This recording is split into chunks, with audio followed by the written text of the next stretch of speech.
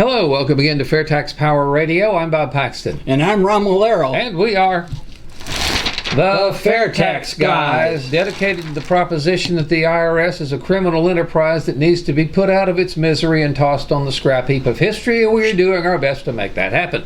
Yeah, we are. We are doing our level-headed best. So, and it would help if you told other people about FAIRtax Power Radio, whether you watch the video on your favorite social media or our website, which we didn't even mention last episode. Yes, we did. FAIRtaxGuys.com is the repository of all our own video podcasts. Yep. Actually, I think we've still got some of the audio-only ones. The older ones are out there as well. Yeah, right. But all the last couple of months have been our show. So please spread the word. Tell other people. And also, we have a podcast every Friday. It's posted to Facebook and Twitter and some other sites if you want. And you can download the podcast to your phone and play it in your car. That's what I do when I'm driving around, or I actually listen to it while I'm mowing the lawn or something. Yeah, I've got the FAIRtax Power Radio app on my phone. That works pretty well, too, so you can check that out. Free app. The podcasts are free, the videos are free, everything's free. So please tell others about it and help us spread the word, because that's what we're doing this for. Okay. Indeed we are. So all right, so what's next? Oh, what's next? We're going to have some fun this time. Oh, yeah. We have done, it's been a while since we've done a whole episode skewering the IRS. And the tax code in general. That was not happenstance, the opening there, talking about needing to throw the IRS on the scrap heap of history. A lot of people, and it's unfortunate, a lot of people, they only deal with the IRS one time a year when they go buy TurboTax and they do their tax return and they complain about the time and the effort it takes to do their tax return. But then it's over with and they don't mess with it for another year. Yeah. Way too many people don't realize just how outrageous the Internal Revenue Service is. Some of the just crazy. We talk about it here looking at some of the stuff at congress.gov. We try to catch some of it before it becomes the tax code, but some of the crazy things that we see on congress.gov when we check that out every year that are thrown into the tax code. But this is from an article from the Cato Institute. Unfortunately, it comes from 2003, so it's like 16 years old. Yeah. So there are probably some things that they could have included if they update it that they didn't, but there were still plenty of outrageous things about the Internal Revenue Service and the income tax. I have to give credit to my wife because she found this. I told her, the idea that we had for this episode. Mm-hmm. She's very good at finding things online. And I looked in the Cato Institute because they publish a lot of stuff, and I could not find an update to this, but I don't think it makes any difference. Even though it's 16 years, this stuff applies to today. Okay, yeah. And this is one of just 10 of the 10 outrageous things about the income tax we're going to get into. Yeah. That's just a handful of the reasons that the IRS needs to be thrown on the scrap heap of history. We've talked about how it ignores the Bill of Rights. We got something else. We found a taxpayer's Bill of Rights somewhere that we're going to go through. That's the IRS is allowed to ignore the real Bill of Rights, so they give you this little counterfeit one to replace yeah, that's about it. We'll get into but right now we're going to look at this article from the Cato Institute. 10 outrageous facts about the income tax. Chris Edwards is the author here, and it says, now remember this was in 2003. Mm-hmm. And the first point is the U.S. tax army is bigger than the U.S. Army in Iraq. And of course, the Army in Iraq now has largely come home, but we had a pretty good presence there for a while back in 2003. It says income taxes are so complex, there are up to 1.2 million paid tax preparers in the country.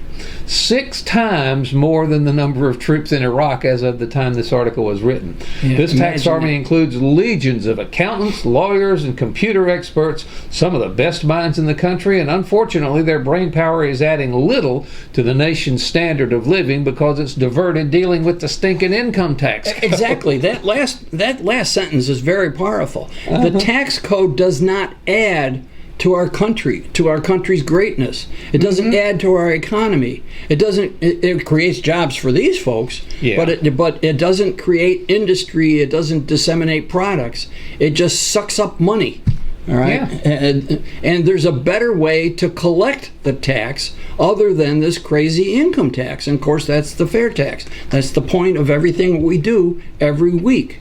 So, but that really is important. It unfortunately, their brain power is adding little to the nation's standard of living. Yeah, and if they and Jade Wally has talked about this before. People are under the common misconception that CPAs do nothing but taxes, and if you pass the fair tax, you're going to put the CPA industry out of business. And Jade has said, no. There are so many more things that CPAs can and would do for business if they had time. That's right. If they didn't have to deal with this Byzantine income tax. So maybe we can get Jade to talk about that on one of the whatever they're going to do, the updated webinar stuff. One of these days. I think that would be good. Yep. There are okay. But the thing, think about it. 1.2 million keyword paid tax preparers. Now, who do you think pays the tax preparers? And that's not even counting the IRS agents. The businesses that you are buying products and services from. This is a cost to American business that gets passed on to you, the consumer, when you buy something. And people don't realize just how much of the price of everything you buy, a haircut to a tube of toothpaste or to a new car, to a house, whatever, about 23% of the price of everything we buy, and that's an average. It varies some up or down according to individual commodities, but that much of the price of everything we buy is these costs. And that's not even the tax liability. That's just what it costs to have this tax army out working in and for American business, and you, the individual consumer, end up paying that cost.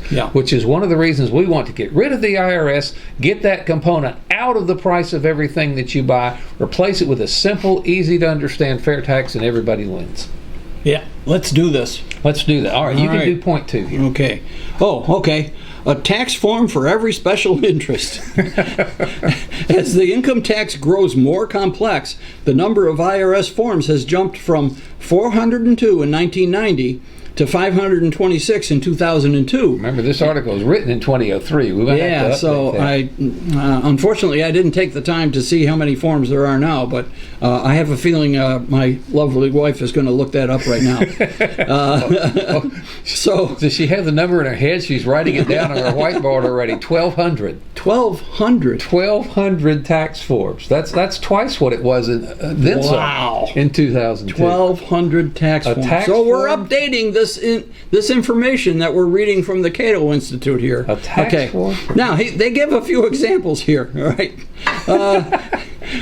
8845, Indian employment credit.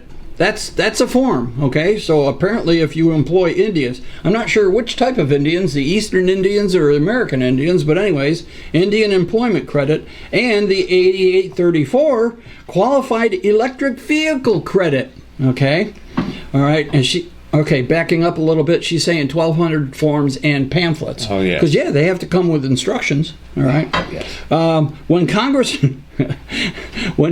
penalizes an activity, we get forms such as 6197, gas guzzler tax. And he is suggesting Congress needs to supplement with 6478, supplement the 6478. Credit for alcohol used as fuel, and we need to supplement that one with the form XXX, credit for alcohol used for drinking, because when you try to figure all this stuff out, you might be driven to drink. I have never done that before and never intend to, but you never can tell what the IRS will drive you for. Lots of forms. Lots of forms, every special forms and instructions, and every one of those creates some ambivalence. So somebody might challenge the IRS's decision. They go to the tax court. Another decision is made. That is added to the mix along with the regulations and the instructions and everything. Yeah, and it never gets smaller. It never gets smaller. Yeah, and it always continues to get bigger and more complex, largely because people don't care. We're trying to get y'all to care about what is in your tax code that you have to deal with. Yeah. Well, another reason it gets bigger is because the people in the Beltway like it to get bigger. Yeah, because the lobbyists are selling their, giving them campaign cash for doing all this stuff. Yeah. All right, point number 3 of the 10 outrageous facts about the income tax: double tax on dividends, 60 years. And it's still not fixed. It's probably over 70 now because this article's over, 16 years old. Right. 60 years ago, you can make that like 75 years ago, a Treasury report noted that double taxation of corporate profits is the principal problem raised in connection with the corporation income tax. In the 30s, a Treasury report argued that the tax disincentive to pay dividends caused corporate management problems. Recent scandals prove them right. Congress should bite the bullet and reform dividend taxes now before the next round of corporate scandals begin. Now, Jade could explain that a lot better than we can. But very basically, the corporations pay tax. There's a corporate tax as well as an individual income tax. So the corporations pay taxes. Then they pay dividends to their shareholders. And then guess what? Their shareholders pay taxes on that. So that money really is double taxed. It's taxed twice. Yeah. Yes, well, if they can do it and they get away with it because we let them. Yeah, it's crazy. So the IRS needs to go away. The FAIRtax needs to replace all this. Remember, all of this junk that's in your tax code now goes away with a FAIRtax. You simply pay your federal taxes at the cash register when you buy something, at least at the retail level, new goods and services, end of discussion. No more tax forms, no more IRS, no more audits, no more civil asset forfeiture, no more trampling on the Bill of Rights that the IRS does. We can get rid of every bit of that with a FAIRtax. Then the Cato Institute could publish something called 10 Outrageous Simplicities of the FAIRtax. Something like that, because it's so simple. Okay. Now, I'll tell you what, if you listen to the media for long, you will hear the word discrimination, the D word. Guess what? Congress promotes that very thing through the tax code. Go. Congress promotes discrimination through the tax code. The front of the Supreme Court building boldly declares equal justice under the law. And we all assume that that's the correct thing to do. Yet the income tax has hundreds of discriminatory provisions. Ooh, that doesn't sound good. For example, homeowners are treated more favorably than renters. That's true, since they can deduct the mortgage interest and other itemized deductions. Now, let's update this, because now, 16 years later, the standard deduction is $24,000, say, for a married couple, $24,000. So, for my wife and I, when we do our taxes, we don't have $24,000 worth of deductions, mortgage interest and the other things that are allowed. No. So now most people are filing with this simple form because they don't have enough to itemize. But still, that means that only the people with really big mortgages and really high interest on those mortgages, they have an advantage. So it is even more discriminating, because you've got very wealthy people with big mortgages and big payments and paying lots of interest, and they're getting a deduction. Those of us with a regular mortgage, no, because we have a normal house and we don't have that, and we don't have enough deductions to cross that $24,000 threshold. And then there's the renters. So it's even worse now. It's even more discriminatory now. The easy way around this, get rid of it all. Get rid of it all. Yeah. We don't need all this stuff. It's a little crazy. Yeah, I love the last sentence in this thing. Imagine if every shopper at Walmart was assigned a different sales tax rate. Yeah. Now, every shopper at Walmart under the FAIRtax will have a different out-of-pocket tax rate. How much over the poverty level their spending goes. The FAIRtax does not kick into your pocket until your spending exceeds the poverty level. The prebate will refund to you 100% of the taxes you pay and your spending up to the poverty level. But beyond that, the more you spend, the higher your out-of-pocket tax rate is. So they'll have a different out-of-pocket tax rate, even though everybody pays the same percentage at the cash register, the 23%. But the prebate is just really makes the FAIRtax sing. We've talked on that many times here on FAIRtax Power Radio. But your out-of-pocket tax rate will be different according to how much you're spending. But you will not be assigned a different tax rate at the cash register depending on whatever. No, the FAIRtax really is fair. Everybody pays their fair share, okay? Everybody's treated equally, and there's no deductions and loopholes and special interest advantages for one group or another. All right, and the poor are protected against excessive taxation, and those that spend more will pay more. It's just that simple. Yeah. So now, if you want to see Congress talking about tax complexity, you can see it. Who? Us? Yeah. We're doing this? What? Congress frequently, and this is point 5 in this article, Congress frequently holds hearings on tax simplification. So members can denounce the tax code's complexity for which they are responsible. Yeah, they pound the tables. So every time congressional experts and outside think tanks provide useful simplification ideas, they're all for it. All our content is way too complex, this, that, and the other. And then when the TV cameras are off, Congress promptly ignores every bit of that and continues to vote for more special interest tax breaks. The result, the number of pages in the tax code of regulations doubled from 26,300 in 1984 to 54,846 by 2003. It's up over 70,000 now. Well, and that's the tax code. Yeah. What they're not including there is the court decisions. Oh, yeah. Well. Yeah, which add to all of that stuff. And it's not a pretty picture. Oh, yeah. Not a pretty picture. Congress says, we got this problem for which they're responsible. They don't accept the responsibility, but they think they can fix it when they're the ones that broke it in the first place. And so we need to get rid of the entire system. Again, chunk all of this out the window, replace it with a fair tax.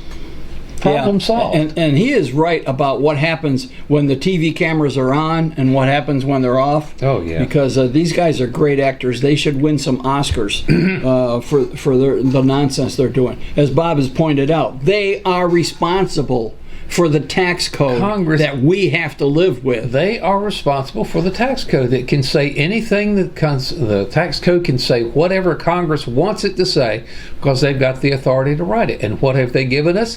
70-some thousand pages of gobbledygook that nobody can understand. Why? Because it benefits them. It benefits the swamp. It benefits the lobbyists. It benefits everybody except we, the taxpayers, who have to live under it. Yeah, so that'll make your blood boil, won't it? Not a pretty picture. Okay, and Congress, there are people in Congress who know this and they play the game for fun and profit. You might say. You hear the rhetoric all the time. How we think the fair tax is a great idea, but you hear these people that say, well, it just needs a little more studying. Well, it's already been studied $20 million worth. Somebody that says that just really is looking for a dodge and doesn't know what they're talking about. Yeah. But Congress does not blame itself for the tax complexity. Oh, no. Or at least when they start talking about it, we need to simplify it, we need to do this to it, go ahead, fix it, throw the whole thing out and replace it with a fair tax. Then we'll know that you're telling the truth. Yeah, that's right. Well, you can talk about the alternative minimum tax. Oh, yeah. The AMT was designed to catch 155 taxpayers, will soon catch 37 million. Oh, probably a lot more than that now. Again, this article is in 2003. Yeah. The alternative minimum tax is an unneeded parallel tax system alongside the ordinary tax. It began life in 1969 after Congress was shocked, I tell you, to learn that 155 wealthy individuals were not paying taxes because they used too many of the deductions that Congress provided for them. Congress created this mess. They made it possible for these very wealthy people to not pay taxes, because some of the Congress people are included in that number, and then they're shocked that it's happening, so they come up with an alternative minimum tax, which is now out of control and affecting millions of people who can't really afford it. Because it was not indexed to inflation, so it's going to, as wages and income naturally rise over time, the AMT is going to be catching more and more folks. Yeah. And the fair tax gets rid of the alternative minimum tax. It gets rid of all the income taxes. Indeed. Yep. Out the window. So, absolutely. It's another bad idea by Congress that they added to a previously bad idea, and it all needs to go. Indeed. Now, I like point 7. Voluntarism works for the U.S. military, or you can sign up to get shot at, but not the income tax. Now, this reminds me of something that Steve Hayes did in the chairman's report a couple of weeks ago. And he was referring to an article written by a guy from Australia, actually, that said, the reason we pay income taxes is because the government has the power to make us do it. That's right. And ask you the simple question, would you pay the income tax if you didn't have to? And the honest answer is no. No, the honest answer is hell no. Can I say that on our podcast? But anyway, he was saying, well, you hear all the time, we pay income taxes because we've got to pay for this, we've got to pay for the social programs, somebody's got to pay the roads, somebody's got to mow the lawn at the governor's mansion. Of course, we pay the income tax to keep society running. Well, would you pay it if you didn't have to? No. Okay. So volunteerism might work with the military. For years, officials have hailed the income tax as a voluntary system. Oh, yeah. Sorry, I got to laugh in your face at that one. The Treasury calls it our voluntary tax system. The IRS says it pursues enforcement programs to promote voluntary compliance and establishes strategies to maximize voluntary tax law compliance, emphasizing customer satisfaction. Oh, yeah. Do the words voluntary and compliance go together? They don't. No. But with 32 million IRS penalties assessed each year and about $10,000 in income taxes imposed on every tax-paying household, it's not voluntary. The customers are not satisfied. Oh, boy. Yeah, the Australian guy is right. You wouldn't pay it if you didn't have to. Yeah. Of course, that's probably true of any tax. Yeah. But this one is especially egregious. Yeah. So it's, where do they come up with the gall of calling this a voluntary tax system? Okay. And I have heard politicians on TV insisting that the income tax was voluntary. Yeah. And on what planet? Yeah, we'll go back to the FAIRtax.org, look in the Chairman's Report archives, and see that one about the income tax being voluntary. We need to scoot on before we run out of time. Number 8. Okay. Congress can't figure out how to measure quote-unquote income. Okay. Although the income tax is 90 years old, Congress still can't figure out how to measure income. Well, it's older than Some that now. income, such as municipal bond interest, is not taxed. But other income, such as dividends, is taxed twice. We already talked about that in our previous one. The income tax treatment of savings is particularly incoherent and unstable. For example, there have been 25, and remember, this was in 2003. There have been 25 major changes to the capital gains tax since 1922. Probably more than that since now, because again, this article's 16 years old. That's right. Oh. Solution is to replace the income tax with a low rate tax that exempts savings. Now, the one thing about this article, they're making the case for the fair tax. They should have put a period after the word, the solution is to replace the income tax, period, in the discussion. That's right. So it would have been nice if they had recognized the fair tax, because it was around in 2003. Yeah. Okay. It had been in Congress for 4 years at that point. Okay. And so it And I believe there are people at the Cato Institute that are fans of the fair tax. So, moving right along here, family savings, point 9, should not require an advanced math degree. Now, shouldn't saving for an education or a home down payment or anything like that for retirement or anything, shouldn't that just be as simple as putting money in the bank? End of story. Well, you'd think so, but no. Congress has manufactured hundreds of special savings rules. 401ks, deductible IRAs, non-deductible IRAs, education IRAs, Roth IRAs, traditional pension plan, annuities, Simples, SIMPLES, SEPs, MSAs, and others. And the IRS guide to IRAs alone is 105 pages long. Yeah. So saving for the future when the income tax gets involved is not that simple. No. Saving for the future with a fair tax is simple. The money you saved isn't taxed, period. Yeah. Because with the fair tax, you are not taxed until you spend it. And further qualify that till you make a retail purchase of new goods or services.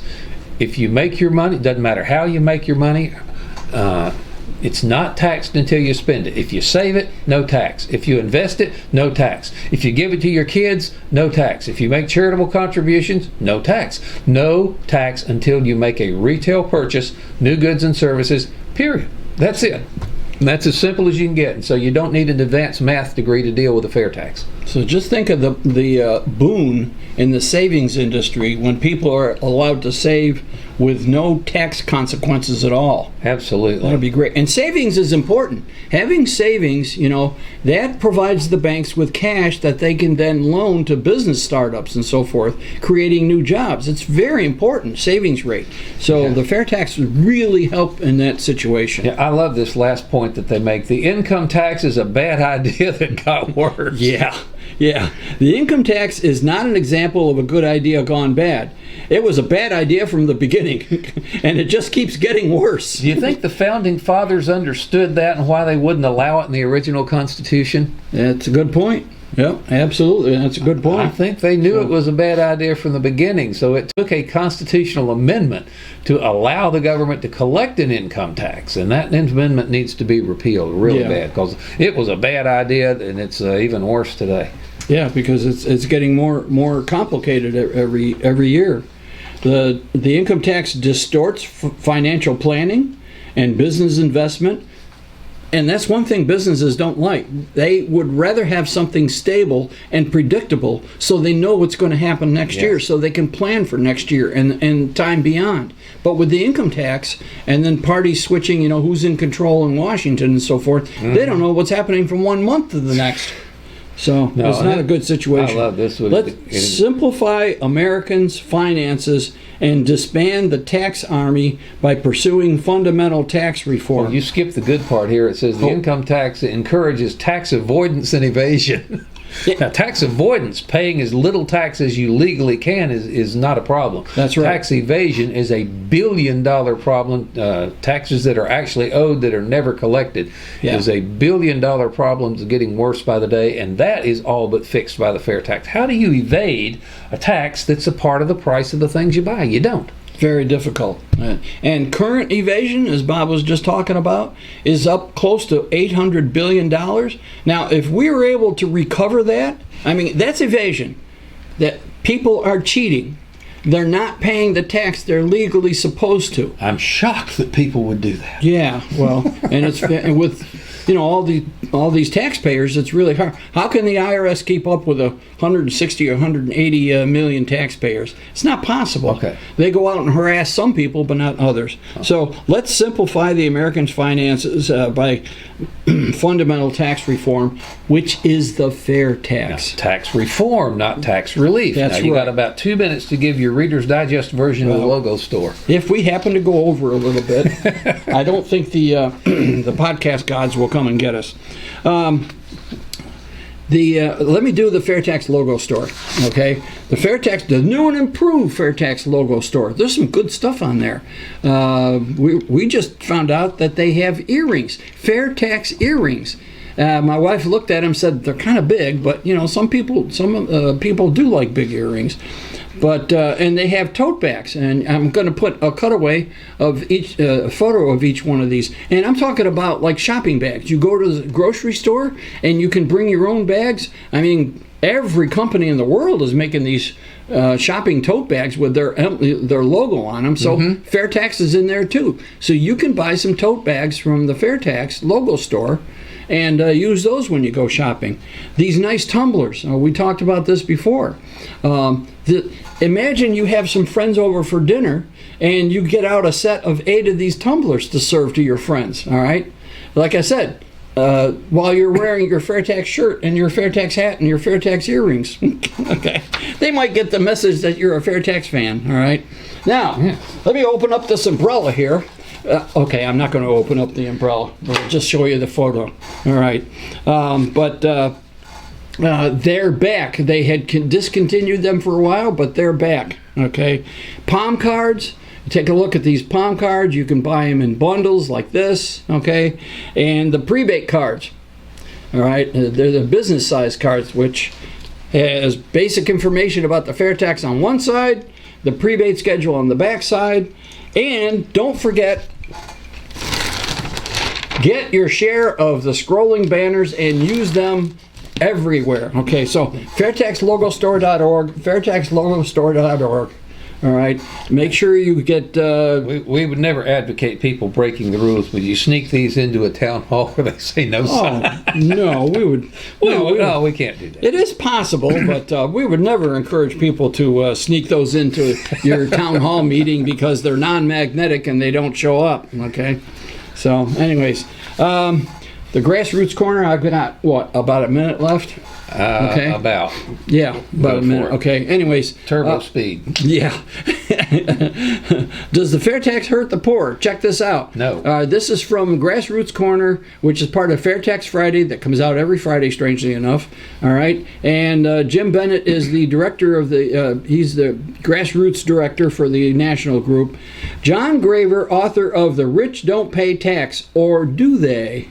All right, available on Amazon, has come up with a remarkably simple to use spreadsheet focused on the question, how does the minimum wage earner make out in each state of the United States under the income tax? So John has created a spreadsheet, which if you get the FAIRtax Friday, okay, again, go to fairtax.org and sign up for FAIRtax Friday so you get it in your email inbox every Friday.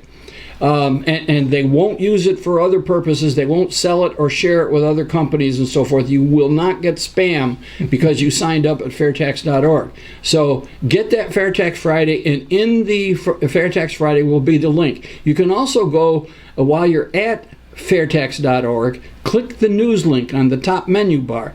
Not one of the drop downs, just the news link, and you'll find the FAIRtax Fridays there. And Jim Bennett's Grassroots Report will be in there. If you have something to share with Jim, jim.bennett@fairtax.org. jim.bennett@fairtax.org. And let's not forget, let's mention our website again. FAIRtaxGuys.com. Our email address, thefairtaxguys@gmail.com, and our Facebook page as well. Yep. So we're good. And that's going to wrap up this edition of FAIRtax Power Radio. Thank you for watching. Thank you for sharing this video and telling your family and friends all about it. But until next time, I'm Bob Paxton. And I'm Ron Malero. The FAIRtax Guys reminding you that the fair tax is the only truly fair tax. And once you understand it, you'll demand it. So, how much will I bring home? Go ahead. How much do you make? What'd you say, 40,000? Okay, keep it simple, throw out the deductions, all that stuff. So, you got your 40K, right? Now the first 8,000 is going to be taxed at 10%. The 8 to 33,000 is going to be taxed at 15%. And the 33 to 40, of course, is 25%. So that brings your total to $6,345. Okay, so the average is what? 16%. Okay, and on top of that, you got Medicare, which is 1.5%, and then of course your Social Security, which is 6.2%. So actually, your new total is $9,405. Which is 23.65%. You're getting it. You're getting it. Don't even get me started on what the boss has to pay. He's got to pay a portion of your taxes as well, so you don't have to. Right. And you? Oh, you'd bring home every penny.